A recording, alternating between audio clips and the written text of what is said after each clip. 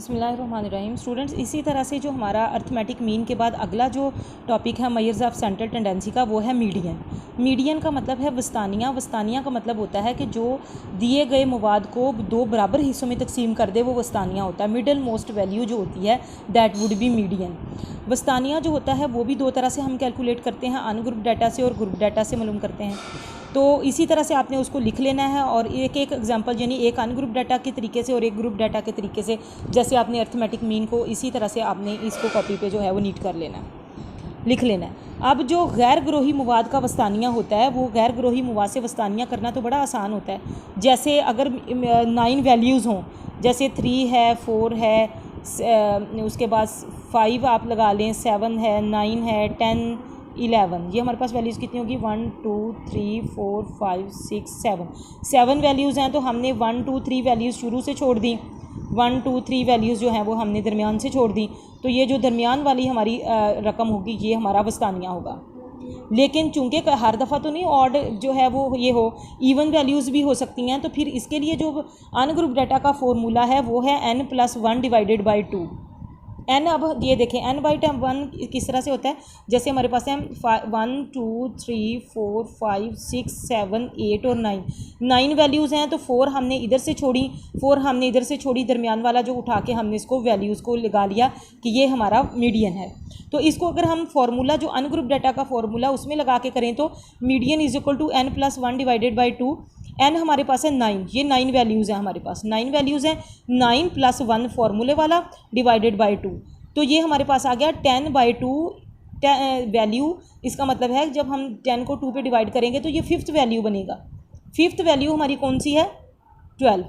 यानी अगर हम फार्मूला लगा के करेंगे भी तो आंसर वही है, और अगर हम फार्मूला के बगैर करेंगे भी तो आंसर वही है। लेकिन फार्मूला जब ऑड नंबर हों फिर तो लगाने की ज़रूरत नहीं, लेकिन जब इवन नंबर्स हों तो फिर हम फार्मूला के अकॉर्डिंग ही उसको कैलकुलेट करते हैं। और इसी तरह से अब जो मीडियन जो होगा, अब ये दूसरी जो ये वाला स्कोर्स दिए गए हैं 3 4 5 6 7 8 12, दिए गए मवाद में 5वें नंबर पर मौजूद 8 हमारा वस्तानिया है। अगर हम इस वाले डाटा को ऑर्डर फॉर्म में ले आते हैं, ये तो हमने रफली उसको ले लिया, ये तो रफली है ना कि इतनी वैल्यूज़ हैं, इतना लगाया तो ये हमारा 5th वैल्यू होगी। लेकिन जब हमने इसको ऑर्डर नंबर में दे लिया, सबसे पहले 3 है, फिर 4 है, फिर 5 है, और उसके बाद 6 है, फिर 8 है, 10 है, 12 है, 13 है। इस तरह से जब हम ऑर्डर फॉर्म में करेंगे तो 1 2 3 4 और 5th वैल्यू जो बनेगी वो 8 बनेगी हमारी। तो हमने ये भी एक चीज़ इन में रखनी है कि जो हमारा डाटा हो वो ऑर्डर नंबर में हो। ये नहीं है कि बड़ा कोई बीच में मिक्स हुए हों, बड़ा छोटे के हिसाब से उसको जो है वो अरेंज में होना चाहिए। और इसी तरह से ये उसका उन्होंने लगा के, तो ये भी अनग्रुप डाटा का, लेकिन आप एक ही कैलकुलेट क्वेश्चन कर सकते हैं। अनग्रुप डाटा के ज़्यादा नहीं कि क्वेश्चन आप कैलकुलेट करें, एक ही कर सकते हैं आप उसको। लेकिन अगर ये देखें, एक क्वेश्चन मैंने आपको और भी बताना था कि अगर 2 वैल्यूज़ आ जाती हैं दरमियान में, जैसे ये n+1 डिवाइडेड बाई 2 है, तो अब ये इस तरह से 10+1 11/2 आ गया, तो ये हमारे पास आया 5.5th वैल्यू। तो फिर हमने क्या करना है, 5.5 का मतलब होगा कि हमने 5th वैल्यू तो लेनी है, इसके साथ फिर 6th वैल्यू भी हम लेंगे, क्योंकि ये 5.5 ऊपर चला गया। तो 5th वैल्यू अगर हमारी 12 है और 6th वैल्यू हमारी 14 है, तो फिर हम इसको 2 पे डिवाइड करेंगे, क्योंकि ये 2 वैल्यूज़ हमने ली हैं। तो ये हमारे पास आएंगे 26 डिवाइडेड बाई 2 = 13, यानी 12 और 14 के दरमियान की जो हमारी रकम होगी वो 13 होगी। तो 13 जो है वो हमारा वस्तानिया होगा। तो इस तरह से हम इसको कैलकुलेट करेंगे। उसके बाद इसका जो है वो ग्रुप डाटा के साथ जो है वो एक फुल फ्लैज फार्मूला उसका लगता है कि किस तरह से हमने उसको कैलकुलेट करना है।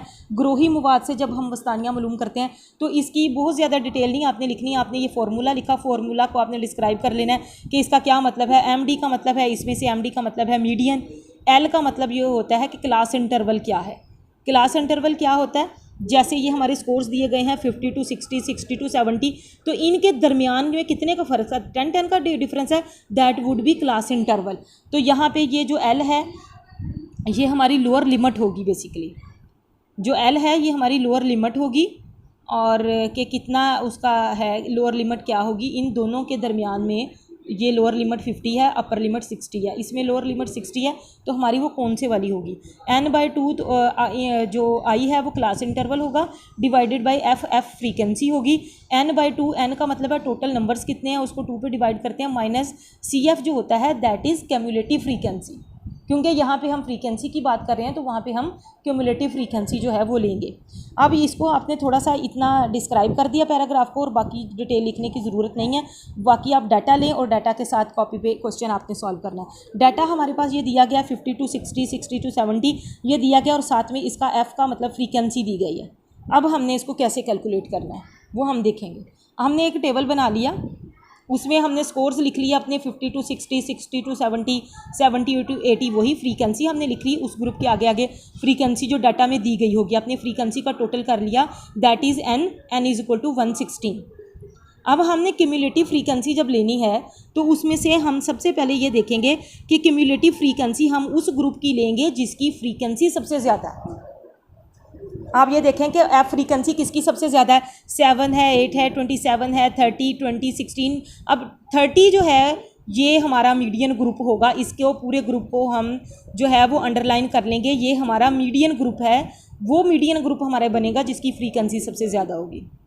अब इसमें से हमने फ्रीक्वेंसी सबसे ज़्यादा है हमारी तो हमने इसको ले लिया। तो अब हमने अपने फार्मूला में जब इसको एंटर करना है क्यूमुलेटिव फ्रीक्वेंसी सबसे पहले हम मालूम कर लेंगे। क्यूमुलेटिव फ्रीक्वेंसी इसकी 7 है तो 7, अगले की 8 है तो हम 7 को इसमें प्लस कर देंगे, 8 + 7 15 हो गया। इसकी 27 है तो ये 15 थी, 15 को हमने इसमें जमा कर लिया। अगली हमारी 42 होगी तो हमने 30 है तो 42 पिछले बना था तो उसको उसमें जमा कर लिया। यानी ये टोटल में आते आते हमारे पास ये देखें ये टोटल फ्रीक्वेंसी 116 बन गई है। इसका मतलब है ये क्यूमुलेटिव फ्रीक्वेंसी है, फ्रीक्वेंसी का टोटल जो आएगा वही हमारी एंड पे क्यूमुलेटिव फ्रीक्वेंसी होगी। अब जब हम इसको ग्रुप में लगाएंगे, ये मीडियन का फॉर्मूला है। अब हमने मीडियन की जब वैल्यूज़ निकाली तो एल हमारे पास वो क्या हुआ था, एल हमारे पास थी लोअर लिमिट। जो ग्रुप मीडियन ग्रुप हमने लिया है उसकी लोअर लिमिट है 80, अपर लिमिट है 90, तो लोअर लिमिट उसकी आ गई 80। क्लास इंटरवल 10-10 का है। फ्रीक्वेंसी कितनी है इसकी जो हमने मीडियन ग्रुप लिया इसकी फ्रीक्वेंसी है 30, वो हमने ले ली। मीडियन में हमने लोअर लिमिट लगाई 80, क्लास इंटरवल 10 का, डिवाइडेड बाय फ्रीक्वेंसी उसकी 30 है। 116 हमारे पास टोटल ये एफ़ जो टोटल बना ये था, डिवाइडेड बाय 2 हमने कर लिया और हमारे पास क्यूमुलेटिव फ्रीक्वेंसी कौन सी आई, क्यूमुलेटिव फ्रीक्वेंसी हमारे पास आ गई 42। यानी जो मीडियन ग्रुप हमने लेना है CF हम उसके ऊपर वाले ग्रुप की लेंगे। फॉर एग्जांपल हमारा ये वाला अगर मीडियन ग्रुप होता तो हम CF इस वाली वैल्यू को लेते। अब हमारा मीडियन ग्रुप ये है तो इसकी ऊपर वाला जो CF होगी उसको हम कंसिडर करेंगे तो वो -42 आ जाएगी। अब ये देखें 116 को 2 पे डिवाइड किया तो 58 - 42। इसी तरह से ये फार्मूला जो है जब हम उसको कैलकुलेट करेंगे, उसको सॉल्व करने की कोशिश करेंगे तो एंड पे हमारे पास आ जाएगा 80 + 10 वो class interval divided by 30 frequency -16, क्योंकि 58 में से जब हम 42 को माइनस करेंगे तो हमारे पास 16 आएगा। अब ये 80 प्लस अब 16 को 10 के साथ हमने मल्टीप्लाई कर लिया, 160 डिवाइडेड बाय 30। 80 प्लस ये 30 को पे हम 160 पे को डिवाइड करेंगे तो 5.33, तो जो आंसर आएगा वो 85.33 जो है वो हमारे पास इसका आंसर आ जाएगा। एक तो ये आपका क्वेश्चन हो गया।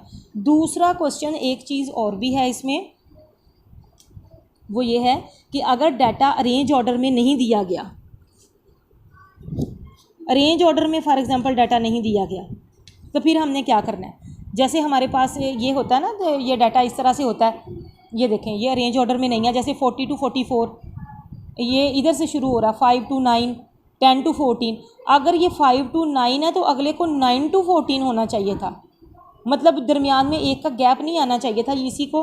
तो फिर हम क्या करते होते हैं, इस वाले ग्रुप अगर इस तरह का डाटा आ जाता है हमारे पास तो हम जो अपर लिमिट है उसमें से 5 को माइनस कर देते हैं, जो लोअर लिमिट है उसमें से 5.5 को माइनस कर देते हैं, और जो 44 होगा मतलब अपर लिमिट होगी उसमें 0.5 को जो है वो प्लस कर देंगे। जैसे ये हमारा 5 to 9 का ग्रुप है तो हम लोअर लिमिट में से 0.5 हमने माइनस कर दिए, 4.5 हो गया, और अगले में ऐड कर दिए 9.5 हो गया।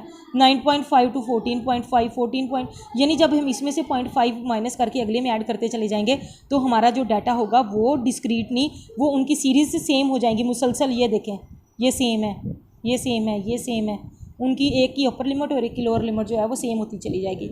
इसी तरह से उसकी एफ़ है, इसी तरह से उसकी सी एफ़ है, जिसकी एफ फ्रीक्वेंसी सबसे ज़्यादा है वही हमारा मीडियन ग्रुप होगा, और इसी तरह से उसको लेके हम फार्मूला में लगाएंगे तो हमारा जो मीडियन है वो कैलकुलेट हो जाएगा।